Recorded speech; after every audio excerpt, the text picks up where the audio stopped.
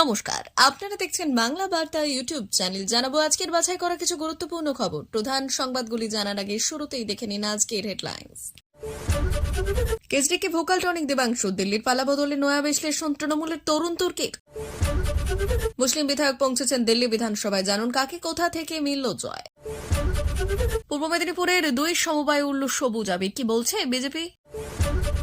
5,000 টাকা নিয়ে কি করছেন ডাক্তাররা, তদন্তে পুলিশের তলব জুনিয়র ডক্টরস ফ্রন্টের 7 জনকে। দিল্লিকে পেতে চলেছে সর্দার, আরেকটি রাজ্য থেকে আপকে মুছে ফেলতে বিজেপির মাস্টার স্ট্রোক, মুখ্যমন্ত্রীর দৌড়ে এই নামগুলি। 20 কিলোমিটার লম্বা যানজট, ট্রেন চলাচল ব্যাহত, প্রয়াগরাজের সর্বত্র ভিড়েই ভিড়। হিংসা সামলাতে ব্যর্থ, ইস্তফা মণিপুরের মুখ্যমন্ত্রী এন বীরেন সিং এর। আজিকর আন্দোলনের সময়ে তৈরি তহবিল নজরে, 7 জুনিয়র ডাক্তারকে তলব বিধাননগর পুলিশের। মাধ্যমিক পরীক্ষার্থীদের কাছে পয়সা নেবেন না বাস চালকরা। ভারতকে ছাড়া বাংলাদেশ চলতে পারে না, জানালেন ত্রিপুরার মুখ্যমন্ত্রী মানিক সাহা। প্রিয় দর্শক, আপনি যদি আমাদের চ্যানেলে নতুন হয়ে থাকেন তাহলে আমাদের চ্যানেলটিকে সাবস্ক্রাইব করে পাশে থাকা বেল আইকনটি ক্লিক করে রাখুন পরবর্তী খবরের আপডেটগুলো সবার প্রথমে পেতে। দিল্লি বিধানসভা নির্বাচনে পরাজিত হয়েছে অরবিন্দ কেজরিওয়ালের নেতৃত্বাধীন আম আদমি পার্টি। এই নিয়ে বিজেপি শিবির প্রবল উচ্ছ্বসিত হলেও ইতিমধ্যে বিভিন্ন রাজনৈতিক বিশ্লেষকরা কেজরির দলের হারের নেপথ্যে নানাবিধ এমন কারণ তুলে ধরেছেন, যাতে এটা স্পষ্ট যে প্রবল প্রতাপশালী বিজেপির বিরুদ্ধে কার্যত অসম লড়াই লড়তে হয়েছিল আম আদমি পার্টিকে। খানিকটা একই সুর শোনা গেল তৃণমূল কংগ্রেসের তরুণ তুর্কি দেবাংশুর গলাতেও। দিল্লি বিধানসভা নির্বাচনের পর ঘোষণা হওয়ার আগে থেকেই একের পর এক সোশ্যাল মিডিয়া পোস্ট করে চলেছেন দেবাংশু। এর আগে তিনি ভবিষ্যৎবাণী করেছেন দিল্লিতে আপ জিতবে, বলা বাহুল্য যে সেই পূর্বাভাসই মেলেনি। এরপর তিনি দাবি করেছেন যদি দিল্লিতে কংগ্রেস ও আপ হাত ধরাধরি করতো তাহলে এবার সেখানে বিজেপিকে গোহারা হারতে হতো। বাস্তবে তেমনটাও ঘটেনি, কিন্তু যেটা বাস্তবে ঘটেছে এবার সেই প্রেক্ষাপট ভিত্তি করে আম আদমি পার্টি তথা দলের প্রধান নেতা অরবিন্দ কেজরিওয়ালের উদ্দেশ্যে কার্যত ভোকাল টনিক দিলেন দেবাংশু। দিল্লিতে 2020 সালের দাঙ্গার সময় আম আদমি পার্টি এবং অভিযুক্ত নিষ্ক্রিয়তার কারণে মুসলিম সম্প্রদায় ক্ষুব্ধ ছিল, তবে এই বিধানসভা নির্বাচনে তারা ঝাড়ুকেই অগ্রাধিকার দিয়েছে। সব মিলিয়ে 70টি বিধানসভা আসনে মুসলিম সংখ্যাগরিষ্ঠ বলে মনে করা হয় 6টি আসনের মধ্যে। 5টি আসনে আপ প্রার্থীরা জয়ী হয়েছেন। এবার আপকে মুস্তফাবাদ আসনে পরাজয়ের সম্মুখীন হতে হয়েছে, যেখানে গতবার তাদের প্রার্থী হাজি ইউনুস জয়ী হয়েছিলেন। দিল্লিতে 6টি আসন ইসলামপুর, মুস্তফাবাদ, মাতিয়া মহল, ওয়ালিমারা, নাকলা এবং বাবরপুর মুসলিম সংখ্যাগরিষ্ঠ আসন হিসেবে পরিচিত।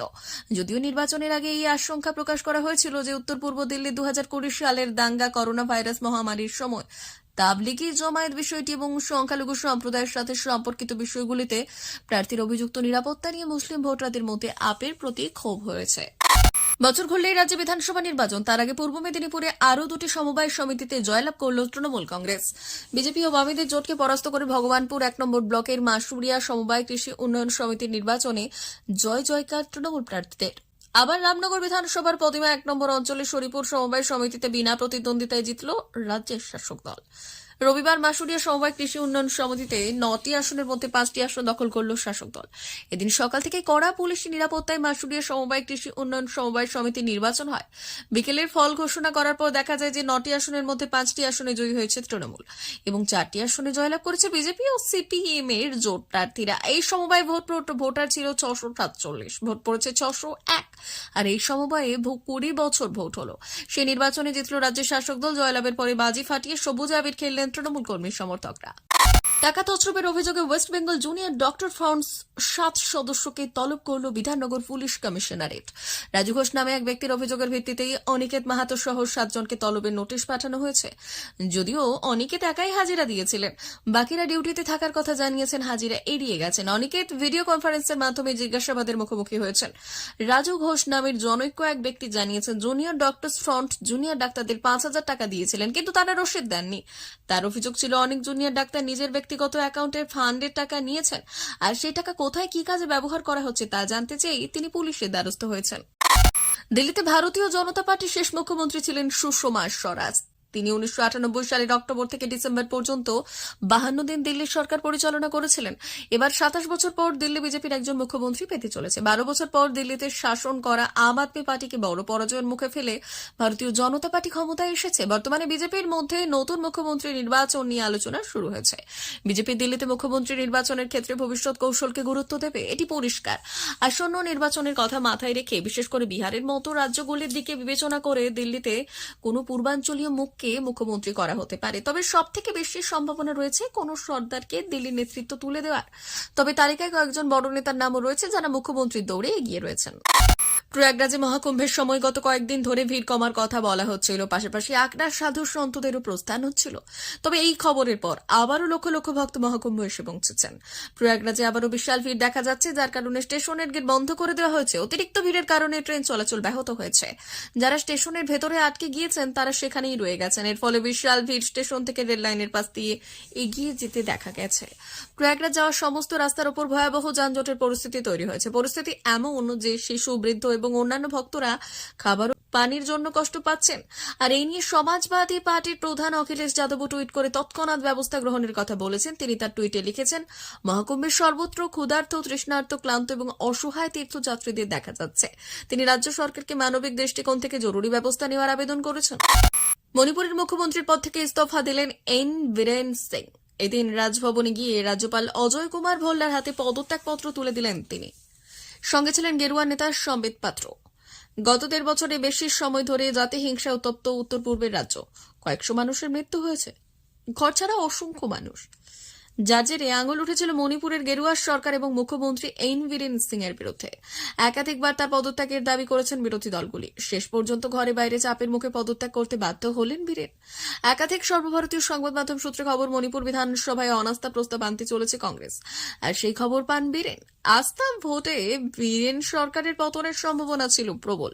রাজনৈতিক এই আশঙ্কার মধ্যে রবিবার দিল্লিতে গিয়ে অমিত শাহের সঙ্গে বৈঠক করলেন মণিপুরের মুখ্যমন্ত্রী। এরপর ইম্ফলে ফিরে রাজ্যপালের কাছে পদত্যাগপত্র জমা দিলেন তিনি। আরজি কর আন্দোলনের সঙ্গে যুক্ত 7 জুনিয়র ডাক্তারকে তলব করল বিধাননগর পুলিশ। এক ব্যক্তি অভিযোগ করেছিলেন, সেই অভিযোগের ভিত্তিতে শনিবার দুপুরে হাজিরা দিতে বলা হয় তাদের। তালিকায় ছিলেন অনিকেত মাহাতো, অর্ণব মুখোপাধ্যায়, রাজীব সাউ, রিয়া বেরা, শুভম সর্দার সহ 7 জন।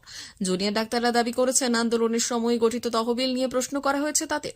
অনিকেত জানিয়েছেন, এই তহবিল নিয়ে যাতে স্বচ্ছতা বজায় থাকে তাই বেসরকারি সংস্থাকে দিয়ে অডিট করানো হচ্ছে। প্রসঙ্গত, রবিবার আরজি করে নির্যাতিতার জন্মদিনে প্রতিবাদ কর্মসূচি রয়েছে, তার আগের দিনই তলব করা হলো 7 জুনিয়র ডাক্তারকে। আরজিকর আন্দোলনের সঙ্গে যুক্ত 7 চিকিৎসককে বিধাননগর থানায় হাজিরার জন্য তলব করা হয়। আরজিকর সহ রাজ্যের বিভিন্ন মেডিকেল কলেজের মোট 7 জন জুনিয়র ডাক্তার রয়েছে সেই তালিকায়। তাদের পাঠানো হয় এবং নোটিশ জানানো হয়। রাজু ঘোষ নামে এক ব্যক্তির অভিযোগের ভিত্তিতে ওই 7 জনকে তলব করা হচ্ছে। অনিকেতের দাবি, সেই কেন এই তলব তা নোটিশে স্পষ্ট করে লেখা হয়নি। তিনি ভিডিও কনফারেন্সের মাধ্যমে থানায় হাজিরা দেন। রাত পোহালেই শুরু মাধ্যমিক পরীক্ষা। কথায় বলা হয় এটি জীবনের প্রথম বড় পরীক্ষা, আর তাই পরীক্ষার্থীদের কথা মাথায় রেখেই প্রশাসনের তরফ থেকে নেওয়া হচ্ছে একাধিক ব্যবস্থা। এই আবহে মধ্যবিত্ত পড়ুয়াদের সুবিধার জন্য বিনা ভাড়ায় বসে পরীক্ষা কেন্দ্রে পৌঁছিয়ে দিতে বলা চলেছে এবং বলেছে বাঁকুড়া জেলা বাস মালিক অ্যাসোসিয়েশন। আর এই প্রসঙ্গে বাস মালিকের তরফে জানানো হয়েছে, মধ্যবিত্ত পরিবারের ছাত্রছাত্রীদের কথা মাথায় রেখেই এই উদ্যোগ নেওয়া হয়েছে। এর ফলে মাধ্যমিক এবং উচ্চ মাধ্যমিক পরীক্ষা চলাকালীন বিনা ভাড়ায় পরীক্ষার্থীরা বাসে চেপে যেতে পারবে পরীক্ষা কেন্দ্রে। ইতিমধ্যেই বাস মালিকদের এই উদ্যোগকে সাধুবাদ জানিয়েছেন বাঁকুড়াবাসী। বলা বাহুল্য, শুধু বাঁকুড়াই নয়, মাধ্যমিক পরীক্ষার্থীদের জন্য বিশেষ উপহার দিয়েছে আসানসোল বাস অ্যাসোসিয়েশন এবং মিনি বাস অ্যাসোসিয়েশন। দুই সংস্থাই জানিয়েছে যে মহকুমার কোনো পরীক্ষার্থী পরীক্ষা কেন্দ্রে যাওয়ার জন্য বাস, মিনি বাসে ভাড়া দিতে হবে না পরীক্ষার্থীদের। উল্লেখ্য, সোমবার থেকে রাজ্যে শুরু হচ্ছে মাধ্যমিক পরীক্ষা। আর এবার মোট পরীক্ষার্থীর সংখ্যা 9,48,753 জন। সারা রাজ্য জুড়ে 2,683 পরীক্ষা কেন্দ্রে নেওয়া হবে পরীক্ষা। পরীক্ষার্থীরা যাতে নির্ঝঞ্ঝাটে সময় মতো পরীক্ষা কেন্দ্রে পৌঁছতে পারে, সেই জন্য সোমবার থেকে রাজ্য পরিবহন দপ্তরের পক্ষ থেকে থাকছে একাধিক বিশেষ ব্যবস্থা। ভারতের উত্তর পূর্বাঞ্চলীয় রাজ্য ত্রিপুরার মুখ্যমন্ত্রী মানিক সাহা তিনি বলেছেন, ভারতকে ছাড়া বাংলাদেশ চলতে পারে না।